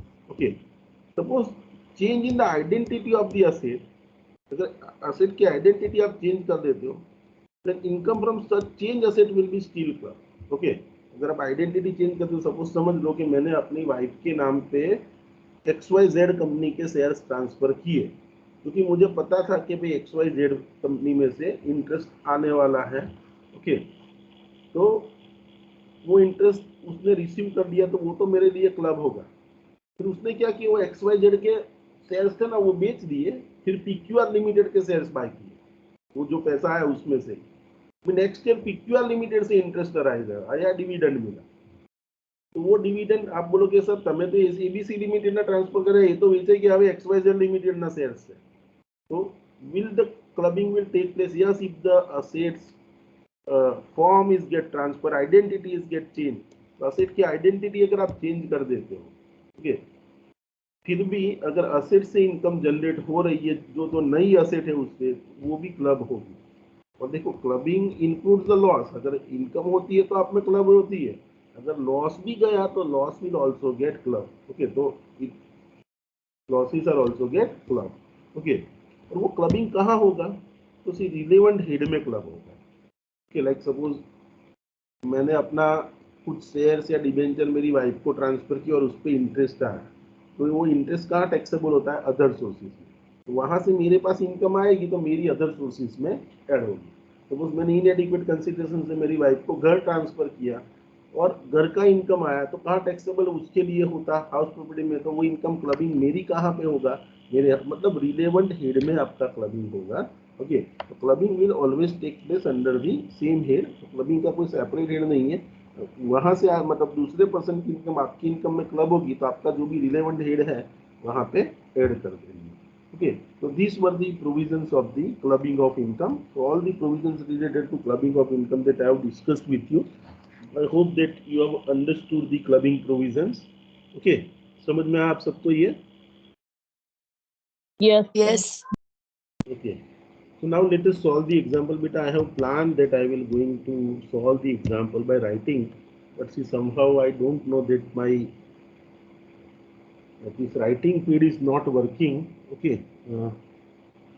કાલે પેન અહીંથી જતા પહેલા મારા હાથમાંથી પડી ગઈ હતી, તો I think something has happened and it is not functioning well. Okay, ये मुझे नया खरीदना पड़ेगा ऑनलाइन, तो वो टाइम लगेगा। तो आज मैं जो भी है यहाँ से ही पढ़ाऊँगा आपको, लेकिन कुछ ज़रूरत पड़ी तो आपको एक्सेल शीट में या वर्ड में लिख के बता दूंगा। ठीक, देखो दो सम से छोटे छोटे क्लबिंग के। Can you see the sum? I think you have a material also in your hand. So today there is no problem. You may have buy the material from the Xerox center.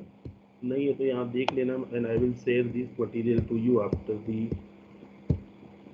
lecture. So I hope that you can see these two example, छोटे छोटे दो example है। यहाँ से ही आपको समझ में आ जाएगा, नहीं आ रहा है तो पूछ लेना, नहीं समझ में आ रहा है। ठीक है, तो मैं लिखूंगा नहीं तो आपको पूरा। Yes sir, income arising to minor married daughter वो क्लबिंग होती है ना? हाँ, माइनर છે તો માઇનરની ઇન્કમ પેરેન્ટ્સમાં ક્લબ થાય, ભલે પછી એનું મેરેજ થઈ ગયું હોય। હા એ તો તો સર, હસબન્ડની ઇન્કમમાં ક્લબ નહીં થાય, એના પેરેન્ટ્સની ઇન્કમમાં જ ક્લબ થશે। બટ માઇનર મતલબ માઇનર જે ડોટર હોય એના મેરેજ ના થાય ને? માઇનરના મેરેજ હવે કરવા વાળા કરી દે। ઓકે, અમુક સમાજમાં થઈ પણ જતા હોય છે, like suppose there are few people like અમુક લોકોમાં ને 18 જન્મે ત્યાંથી ઘોડિયામાં લગ્ન કરી દે, એનું સ્ટેટસ મેરિડ જ ગણાય, પછી ભલે એના પપ્પા જોડે રહેતી હોય। ओके, तो ये वस्तु आखी अलग है। ओके, तो माइनर देखो यहाँ पे माइनर मैरिड डॉटर का पॉइंट था, मैंने लिखा नहीं ये कहीं पे या पढ़ा नहीं, हाँ यहाँ पे। ओके, नहीं ऐसा कुछ था, लेकिन माइनर मैरिड डॉटर है तो उसकी इनकम हमेशा पेरेंट की इनकम में ही ऐड होगी, उसके हस्बैंड की इनकम में नहीं जाएगा। माइनर मैरेज ना था तो कदाच કરી દીધા છે તો કોનામાં જશે, तो फिर भी उसके पेरेंट्स में जाएगा, हस्बैंड की इनकम में क्लब नहीं होगा। Okay, understood? Okay sir, okay okay, हाँ, मैरेज ना થાય તારી વાત બરાબર છે, પણ કરવા વાળા કરી લે છે, બરાબર? તો કર્યા હોય તો મેરિડ સ્ટેટસ હોય એનું તો પણ એની ઇન્કમ પેરેન્ટ્સમાં જ એડ થશે। નાउ यू कैन सी हियर, देखो क्वेश्चन नंबर 7 करके, मतलब हमारे लिए तो 1 ही है कि mister A has a 3 minor children. देखो मिस्टर ए के 3 बच्चे हैं, 2 are the twin daughters of 12 years and 1 son of 16 years. Income from of the twin daughters is 2000 per annum। Okay, दोनों की 2 पर एनम लिखा है, and each of that of son is 1200 per annum। Okay, मतलब दोनों daughter की 2-2000 income आ रही है कहीं से, और सन की 1200 इनकम पर एनम हो रही है। Now C, Mr. A has transferred flat to her minor son on 1/4/2021 out of the natural love and affection, मतलब गिफ्ट में आपेली। Okay, and flat was let out on the same date on a rental income from the flat is rupees 10,000 per month। Okay, compute the income in respect of the minor children to be clubbed in the income of Mr. A and Mrs. A, assuming that Mr. A's total income is higher than Mrs. A's total income before including the income। बराबर, હવે અહીંયા એક point તો બહુ clear છે કે income કોનામાં club થશે, મિસ્ટર એ માં કે મિસિસ એ માં? તો mister A is higher than the missus A, तो ये तीनों बच्चों की जो भी इनकम आ रही है, that income will be clubbed in the income of the Mr. A and not of Mrs. A। Mister A की इनकम में ही क्लब होगा, वो तो आपको समझ में आ गया। अभी देखो 1500 का एग्जाम्पशन मिलता है, आपको पता है। तो देखो इसकी दो ट्विन माइनर डॉटर हैं, दोनों को साल की 2000 इनकम होती है, मतलब दोनों ट्विन डॉटर का इनकम 2000 इंटू 2 किया, मतलब टोटल हुआ 4000। और देखो जब भी आप क्लब करते हो पर पर चाइल्ड आपको 1500 का डिडक्शन मिलता है, मतलब दो लड़कियां हैं उसकी, 1500 इंटू 2 मतलब 3000 एग्जम्प्ट हो जाएगा। तो ये 4000 में से इसके फादर की इनकम में माइनर डॉटर की जो दो डॉटर है उसकी 4000 इनकम हुई, उसमें से 3000 एग्जम्प्ट होगा, क्लब कितना होगा 1000। अभी उसके सन की बात करते हैं। तो सन को दो इनकम आ रही है, एक तो 1200 रुपया पर मंथ कोई दूसरे सोर्स से आ रही है, स्किल नहीं लिखा है, मतलब समझ लो कुछ इंटरेस्ट या कुछ भी आता होगा। वो 1200 इनकम है सन की। ओके देखो 1500 से कम है, 1500 से कम है तो वो क्लब ही नहीं होगी, मतलब 1200 उसको यहाँ माइनस सन की 1200 इनकम है और 1200 एग्जम्प्ट होगा, तो कुछ क्लब वो इनकम में से तो नहीं होगा। ठीक है, अभी आप देखो उसको घर ट्रांसफर किया, उसने आपने आपके माइनर चाइल्ड को घर ट्रांसफर किया है और घर की पर मंथ 10,000 इनकम आ रही है। Now this question arises that whether it will be clubbed in the income of his parent. Okay, so here I have discussed with you few minutes back કે ભાઈ કોઈ પણ અસેટ તમે કોઈને પણ ઇનએડિક્વેટ કન્સિડરેશનથી transfer કરો ઘરની કેસમાં, તો જે બાયર છે ને એને નહીં પણ જે ટ્રાન્સફરર છે ને એને ડીમ્ડ ઓનર માનવાનો. એટલે આ કેસમાં suppose mister A has transferred the asset on the name of the minor child. फिर भी in the eyes of the income tax, if you have transferred the asset for inadequate consideration, who is the owner? Section 27 of the income tax, अभी 2 minute पहले आपको मैंने बताया यहाँ पे as पर सेक्शन 27 ये वाला सॉरी क्लबिंग, यस यहाँ पे कि हाउस प्रॉपर्टी अगर ट्रांसफर किया है फॉर इनएडिक्वेट कंसिडरेशन, देन जो ट्रांसफर करता है उसको ही डीम्ड ओनर मानना है। तो हाउस प्रॉपर्टी के केस में क्लबिंग का क्वेश्चन ही नहीं अराइज होगा, क्योंकि भले उसने घर ट्रांसफर कर दिया अपने सन को, फिर भी इनकम टैक्स की नजर में तो वो ही डीम्ड ओनर है, ट्रांसफरर ही डीम ओनर है। क्यों? क्योंकि ट्रांसफरर ने असेट इनएडिक्वेट कंसीडरेशन से ट्रांसफर किए, तो वो इनकम उसके लिए हाउस प्रॉपर्टी में, मिस्टर ए के लिए हाउस प्रॉपर्टी में ऑलरेडी टैक्सेबल होने वाली है, तो इनकम माइनर की गिनी ही नहीं जाएगी, तो उसका क्लबिंग का कोई क्वेश्चन ही अराइज नहीं होता। आज भी असेट आपने इनएडिक्वेट कंसीडरेशन से अगर हाउस प्रॉपर्टी ट्रांसफर की है इनएडिक्वेट कंसीडरेशन से, तो हाउस प्रॉपर्टी के केस में जो ट्रांसफरर है उसको ही डीम्ड ओनर माना जाता है। और इनकम टैक्स में सेक्शन 27 क्या बोलता है कि अगर हाउस प्रॉपर्टी में इनकम कब टैक्स किसके लिए टैक्सेबल होती है, the person should be owner of the asset, मतलब जो भी ओनर है उसके लिए टैक्सेबल। तो यहाँ मिस्टर ए એના સનને ટ્રાન્સફર કર્યું તો પણ ઇન્કમ ટેક્સની નજરમાં તો એ જ ઓનર છે, તો ઓલરેડી ઇન્કમ મિસ્ટર એના માટે ટેક્સેબલ થવાની જ છે હાઉસ પ્રોપર્ટીમાં, તો ક્લબિંગનો કોઈ પ્રશ્ન નથી। તો એ વાત અહીંયા કરી છે, સમજાયું મેં શું કીધું તમને? એઝ પર સેક્શન 27 समझ में आया ना? देखो एज पर section 27 subsection 1, Mr A is a deemed owner of the house property transfer to his minor child. भले એને અસેટ ટ્રાન્સફર કરી દીધી, પણ તે છતાં સેક્શન 27 પ્રમાણે હજુ મિસ્ટર એને જ ઓનર માનવામાં આવશે। એટલે ओके, तो अगर माइनर सन को उसने नेचुरल लव एंड अफेक्शन से ट्रांसफर किया है, do not constitute the adequate consideration, मतलब उसने उसको गिफ्ट में ही दिया है, लव और अफेक्शन की वजह से उसने अपने बेटे के नाम पर प्रॉपर्टी कर दी है, फिर भी इनकम टैक्स की नज़र में अभी भी ओनर कौन कहा जाएगा? Mister A is the owner. तो see accordingly income from house property that is 84,000, suppose 10,000 income આવતી હોય અને તમે એક ચારે ટ્રાન્સફર કર્યા હોય એટલે 1,20,000 વર્ષની ઇન્કમ થાય, એમાંથી 30% स्टैंडर्ड डिडक्शन आवे, तो 84,000 जो इनकम आती है 1,20,000 में से उसका स्टैंडर्ड डिडक्शन जो हाउस प्रॉपर्टी में मिलता है वो लेस करते हैं, तो 84,000 would be taxable directly in the hands of deemed owner, मतलब मिस्टर ए के लिए टैक्सेबल होगा। तो यहाँ क्लबिंग करने की जरूरत नहीं, because it is already A income of mister A, and consequently clubbing provision would not get attracted. An income of house property owing to which exemption under section 10 subsection 32 cannot be availed by her। okay, मतलब देखो income from house property moving to which exemption in the section 10 subsection 32 cannot be availed by her. तो income किसके लिए club होगी? The income will be clubbed in the income of mister A, तो clubbing नहीं होगा। Okay, और section 10 subsection 32 का जो एग्जम्पशन मिल रहा है, ओके, सेक्शन 10 सबसेक्शन 32 किस चीज का लेकर से 32 तो डिवीजन का या रेंज का?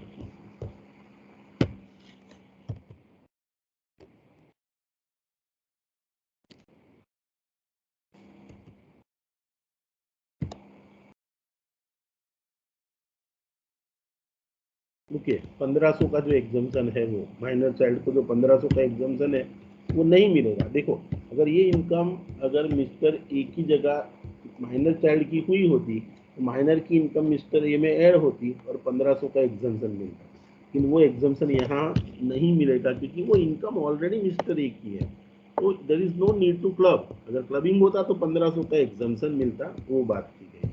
I hope that you have understood this example. Anyone has any doubt here? वो दो लड़कियों की जो 4000 इनकम हुई उसमें से 3000 एग्जाम, लड़के की सिर्फ 1200 इनकम है जो क्लब हो सकती है, बाकी ये घर ट्रांसफर किया तो ऑलरेडी मिस्टर ए की इनकम है क्योंकि mister A is a deemed owner, तो वो क्लबिंग करने की जरूरत नहीं। तो 1200 1500 से कम है तो 1200 का एग्जम्पशन मिल जाएगा, तो मिस्टर ए के हाथ में कितनी इनकम क्लब होगी? Only 1000 will be club in the hands of Mr. A. Okay.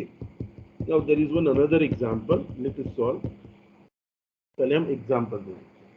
देखो, following income is furnish in respect of Mr x and his family member, determine the gross total income. देखो, इस घर में 3 members है, एक Mrs x है, sorry mister x है, एक मिसिस एक्स है और एक माइनर चाइल्ड है, 3 लोग हैं घर में। अभी देखो, income as a child artist in the film, ये हो रही है income minor child. Tell me whether it is clubbed और not? Not. Yes. No, No, sir.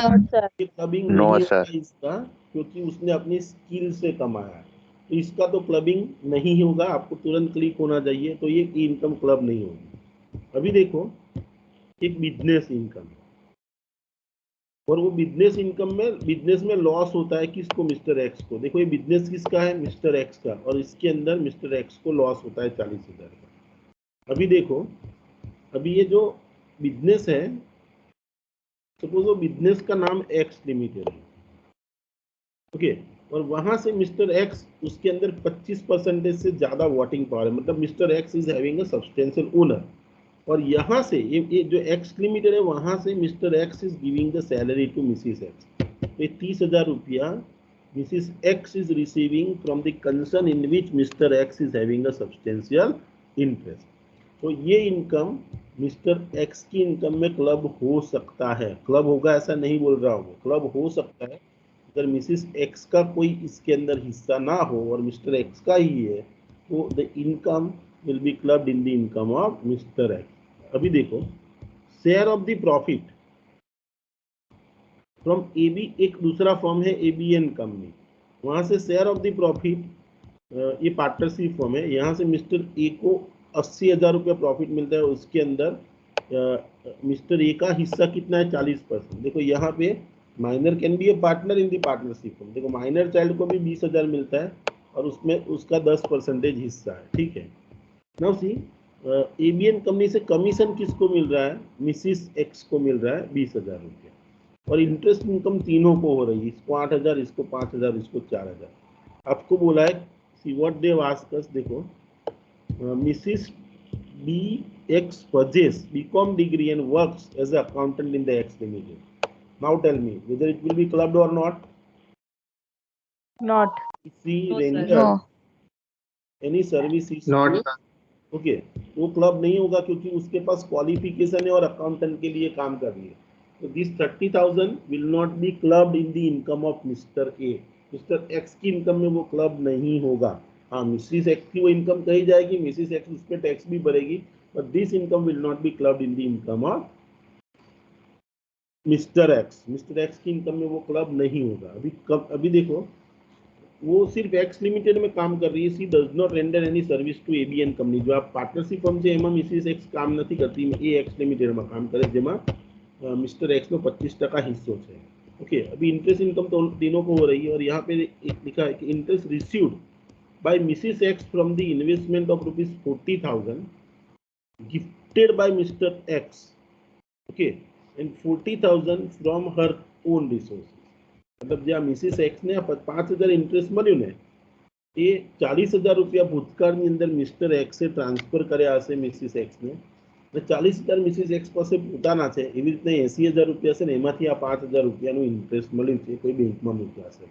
Okay, मतलब ये इंटरेस्ट जो है उसको टोटल 80,000 रुपया इन्वेस्ट करने पे मिला है। अभी आपको तीनों की इनकम कंप्यूट करने के लिए बोला है। देखो पहले हम सैलरी की इनकम देख लेते हैं। तो मिस्टर एक्स तो कोई जगह पे जॉब नहीं करता, मिसिस एक्स जॉब करती है तो उसकी सैलरी की इनकम है, माइनर की इनकम नहीं। और ये देखो ये इनकम मिसिस एक्स के लिए ही टैक्सेबल होगी, ये यहाँ पे कोई जगह पे क्लबिंग में नहीं आएगी। मिस्टर एक्स की इनकम में वो नहीं ऐड होगी, वो मिसिस एक्स की इनकम है, उसके पास बीकॉम की डिग्री और उसको सैलरी मिला है, तो it is treated as income of Mrs X. अभी बिजनेस इनकम देख लेते हो। बिजनेस इनकम देखो दो लोगों को हो रही है। ओके, एक ये जो चाइल्ड आर्टिस्ट काम कर रहा है उसको 60,000 इनकम मिलती है, वो बिजनेस इनकम कही जाती है, टैक्स नहीं लगता उस पर, ठीक है। बट और वो क्लब भी नहीं होती उसके फादर की इनकम में, लेकिन उसकी इनकम है ऐसा हम कह सकते हैं, ठीक है। और ये जो मिस्टर एक्स है उसको बिजनेस से 40,000 रुपया मिला है, तो 40,000 उसकी ये इनकम हुई, ठीक है। तो 40,000 इनकम इसको हो रही है, 60,000 इसको हो रही है। तो हमने दो इनकम देखा, एक सैलरी का इनकम और मतलब हेड वाइज આપણે જોઈએ સેલેરીમાંથી ખાલી મિસિસ એક્સ ને મળે છે, મિસ્ટર એક્સ ને બિઝનેસમાં લોસ ગયો છે અને માઇનર ચાઇલ્ડને 60,000 રૂપિયા આર્ટિસ્ટ તરીકેની ઇનકમ મળી છે, ધેટ વી હેવ રીટન। अभी देखो इनकम फ्रॉम अदर सोर्सेज, तो तीनों को इंटरेस्ट की इनकम आ रही है। इंटरेस्ट की इनकम चाइल्ड भी कमा रहा है और मदर फादर भी कमा रहे हैं। देखो अभी मिस्टर एक्स को कितना इंटरेस्ट मिला, तो mister x has earn 8,000 interest. Mister X ने जो 8,000 इंटरेस्ट મળે છે તો મિસ્ટર એક્સ માટે થશે ટેક્સેબલ। ઓકે, તો સપોઝ મિસિસ એક્સ જે છે ને એને 5,000 વ્યાજ મળી છે, 5,000 એને વ્યાજ 40,000 રૂપિયા પર મળેલું છે, सॉरी 80,000 पर। देखो यहाँ बोला 40,000 उसने मिस्टर एक्स से लिए थे और 40,000 अपने खुद के थे और वो 80,000 पे उसको 5,000 इंटरेस्ट मिला है। देखो सपोज इफ अहिया मिस्टर एक्स से कैश आपी मिसिस एक्स ने, तो asset is transfer, cash is asset, okay, and that asset is transferred from that if the income is earned by the transferee it is clubbed in the income of transfer। तो આ 5,000 interest से એમાંથી 80,000 પર 5,000 આવ્યું છે, એમાંથી 40,000 પરનું જે इंटरेस्ट છે એટલે मतलब અડધું इंटरेस्ट ये मिस्टर एक्स में क्लब થશે। देखो तो અહીંયા स्पाउस ने जो इनकम अर्न की है, ओके, तो 5,000 मल्टीप्लाई बाय 40,000 जो मिस्टर एक्स ने दिए थे डिवाइडेड बाय टोटल इन्वेस्टमेंट, और इसका हाफ भी सीधा कर सकते हो, तो 2,500 इंटरेस्ट इनकम मिस्टर एक्स में क्लब होगी। मतलब आ मिस्टर एक्स નું પોતાનું इंटरेस्ट અને આ મિસિસ એક્સ નું જે इंटरेस्ट મિસ્ટર એક્સ માં ક્લબ થાય as per section 64 you are transferring the asset, okay, without you are transferring the asset, but see आपने असेट ट्रांसफर किए लेकिन ये आपने क्या किया है कि you have transferred the asset, okay, और in without any adequate consideration. यहाँ क्या किया आपने, गिफ्ट किया है, मतलब एडिक्वेट कंसिडरेशन के बिना ही आपने आपके वाइफ को दिया है। तो इसीलिए ये उस पर जो इंटरेस्ट आता है that is clubbed in the income of the mister x. Okay, अभी देखो जितने सोर्सेस थे वो सोर्सेस से हमने इनकम देख दिया, ओके, जितने भी दी थी इनकम देखो हमने इंटरेस्ट दी थी। आप बोलोगे सर ये क्यों नहीं लिया आपने, share of the profit of the firm from the ABN company. देखो if you receive the share of the profit from the partnership firm, क्या होता है उसमें,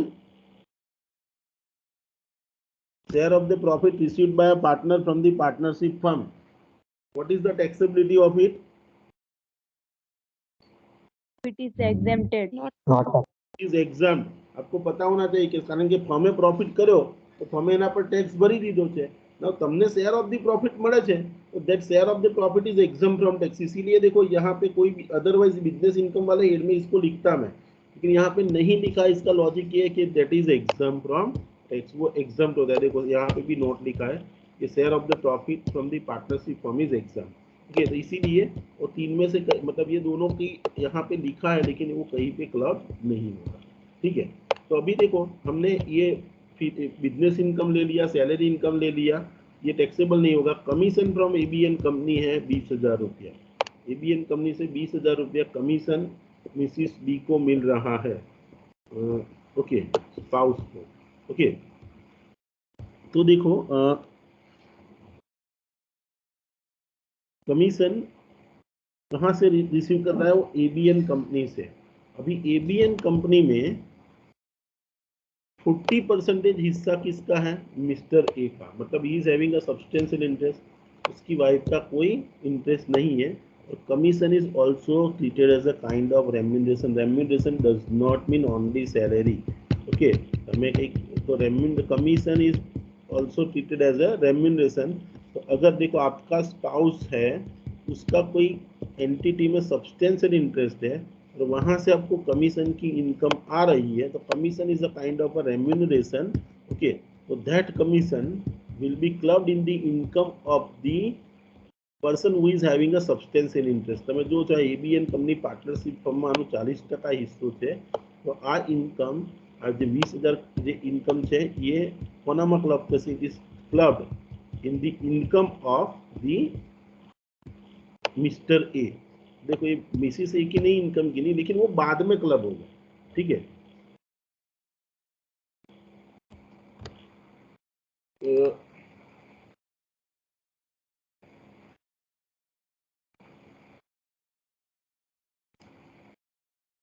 ओके, बाद में या पहले कभी भी क्लब कर सकते हो, ऐसा जरूरी नहीं है। अगर सपोज ये कमीशन मैंने यहाँ पहले ही लिख दिया तो भी देखो, सपोज ये सम हम ऐसे कर रहे हैं कि भाई इसकी सैलरी की इनकम है ये, और सपोज ये कमीशन यहाँ ऐड किया है, उसको पहले ऐड कर दिया है, सपोज समझ लो इसकी जगह पहले ऐड कर दिया, तो भी देखो ये मिस्टर एक्स की, और इसके बाद हम देखेंगे, देखो मिस्टर एक्स और मिसिस एक्स का इनकम हमें पहले कैलकुलेट कर लेना पड़ेगा, फिर माइनर चाइल्ड की इनकम हमें किसी एक की इनकम में ऐड करनी पड़ेगी। क्यों? क्योंकि मदर और फादर दोनों में से जिसकी इनकम ज्यादा है उसकी इनकम में उस माइनर चाइल्ड की इनकम ऐड होती है। ठीक है, तो देखो मैंने मिसिस एक्स की सैलरी ली, इसका प्रॉफिट ले लिया, सपोज यहाँ इंटरेस्ट का क्लबिंग करके इसका इंटरेस्ट ले लिया, सपोज ये क्लबिंग भी मैंने पहले कर दिया होता तो पण आनी इनकम कितनी था एक्स ની, सपोज आ क्लबिंग में पहला કર્યું હોત तो पण -9,500 होता है इसका। अगर ये 20,000 यहाँ से कम हो जाता तो भी -9,500 ही इसकी इनकम होती। और मिसिस एक्स की कितनी इनकम है? 32,500। ठीक है, तो ऐसा करने से मुझे पता चला कि मिस्टर एक्स और मिसिस एक्स में से दोनों में से ज्यादा इनकम किसकी है, टैक्सेबल इनकम। तो अगर हम देखें तो 32,500, सपोज ये समझ लो कि ये क्लबिंग भी मैंने कर दिया, और हम कर सकते पहले, कोई प्रॉब्लम नहीं है। तो ये क्लबिंग मैंने पहले कर दिया एज ए बिजनेस इनकम, क्योंकि commission is a business income, और सी कमीशन को if you have clubbed in the income of Mr x, तो भी मिस्टर एक्स की इनकम कितनी होती है? -9,500, और इसका 3200 हुआ। ठीक है, अभी देखो माइनर चाइल्ड को क्या क्या इनकम हो रही है, तो ये देखो ये स्किल वाली जो इनकम है वो तो किसी में क्लब नहीं होगी, लेकिन माइनर चाइल्ड को ये दूसरा कोई इनकम हो रहा है, ये शेयर ऑफ द प्रॉफिट मिल रहा है, वो भी एग्जाम्प्ट है।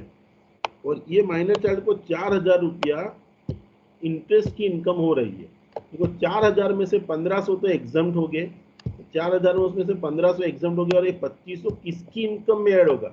तो मदर और father whose income is higher, तो ये इनकम मदर की ज्यादा है तो मदर की इनकम में ऐड होगा। और जो ये कमीशन है मैंने यहाँ ऐड किया, देखो अभी हम टोटल करेंगे तो मिस्टर एक्स की इनकम कितनी होगी? -9,500।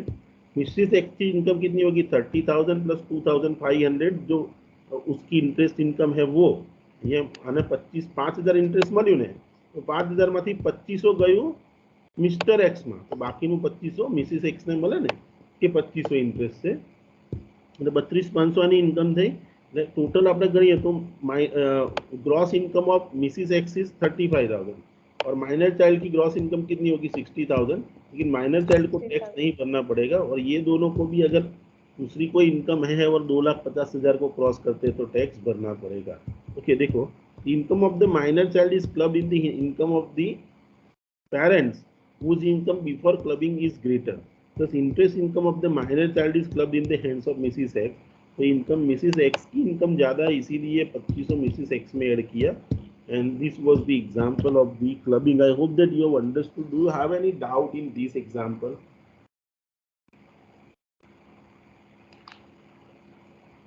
Hello. No, sir.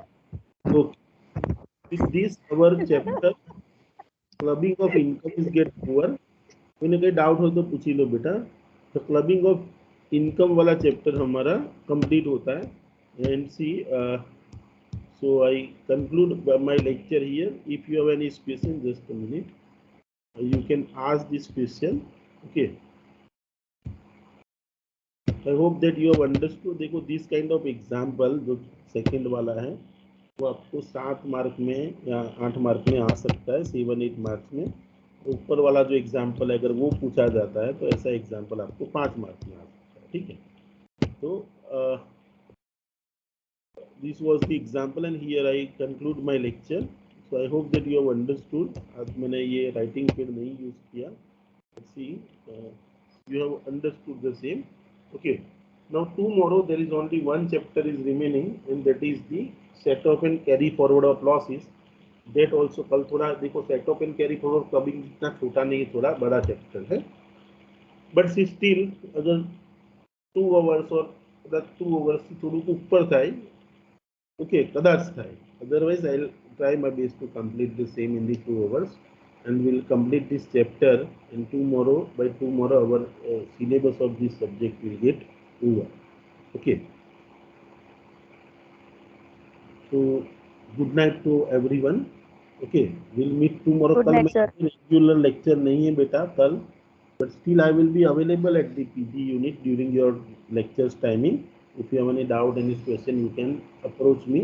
Okay, I will be available there around 12 o'clock to 1 sorry, आपका लेक्चर 1 o'clock होता है ना, 1:30। I'll हाँ, come 120. 1:20, so I will be available at 1:20 to 1 hour, मतलब 2:20 तक, उतने टाइम पे 1 घंटा में वहाँ रहूँगा। तो उससे पहले आ जाऊँगा थोड़ा। तो if you are having any question, any doubt, you can come to me in this staff room. Okay, तो कल मैं वहाँ पे भी आऊँगा और कल इवनिंग में हमारा जो लेक्चर है वो कंटिन्यू रहेगा, जिसमें हम set off and carry forward of losses discuss करेंगे। ये क्लबिंग का मटेरियल आपने ले लिया होगा, अगर नहीं है तो I will share in the group. And कल tomorrow morning I will share the material of set off and carry forward of losses also. Okay, तो set off and carry forward का भी मटेरियल आपको कल आपके लेक्चर से पहले आपको मिल जाएगा and you can collect it from the xerox centre also. Okay, अगर मैं जल्दी नहीं दे पाया उसको जेरोक्स सेंटर पे आपके लेक्चर से पहले, तो आपको ऑनलाइन तो मिल ही जाएगा। ठीक है,